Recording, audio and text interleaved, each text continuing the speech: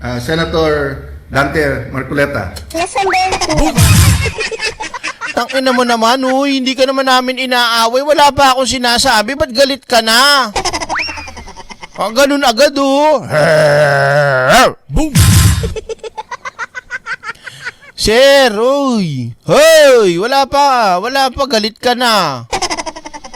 Nakaitim talaga, oh, nag-uusap. Sir, magandang tanghali.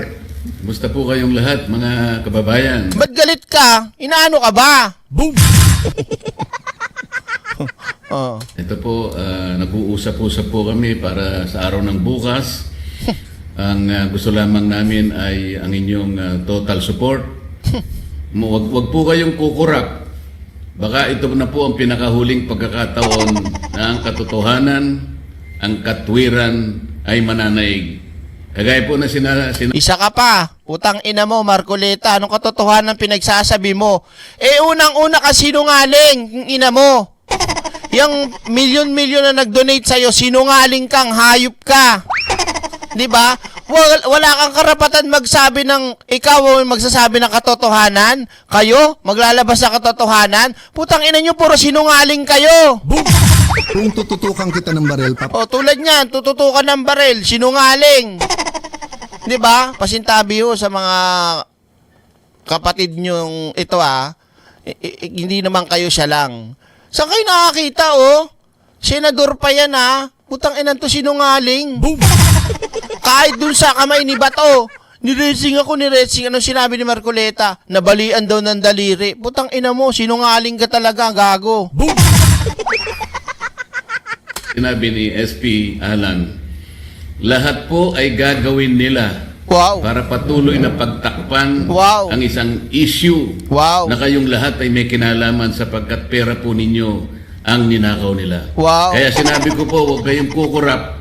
Ang gagawin namin bukas will define the direction of this country. Wow, ang bigat. Tingnan natin bukas. Tingnan natin bukas yung sinasabi mo. Kung saan tayo papunta. Salamat po sa inyong lahat at sa inyong suporta. Okay, maliwanag Kalma lang ako, Nospi. Maraming salamat Faye Thank you so much. Dahil dyan.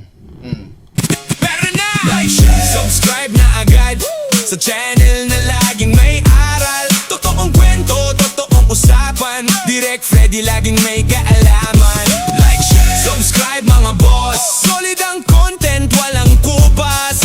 Good vibes na may inspirasyon. Direct Freddy para sa lahat ng henerasyon. Mag-like kayo.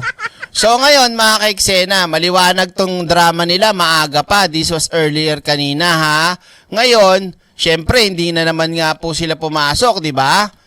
Syempre yung presidente natin, nagalit naman yung presidente natin at nagbigay siya ng mensahe sa Senado. At ang sabi nga ng Pangulo, get back to work, di ba? So eto mga kaiksena, para tuloy-tuloy yung ating format ng hanggang doon sa planong manggulo ni Cayetano, So eto na, pakinggan natin si Mr. President.